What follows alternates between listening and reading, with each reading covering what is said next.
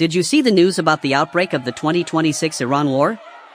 On February 28, the US and Israel launched a massive joint military operation, conducting widespread airstrikes alongside a historic cyber attack that plunged Iran into darkness.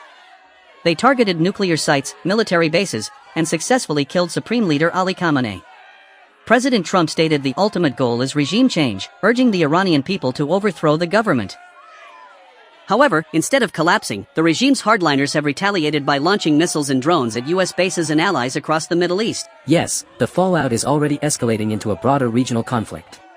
Iran is attempting to overwhelm regional air defenses using hundreds of Shahed drones, striking commercial ports and airports in the UAE, Bahrain, and even a UK military base in Cyprus.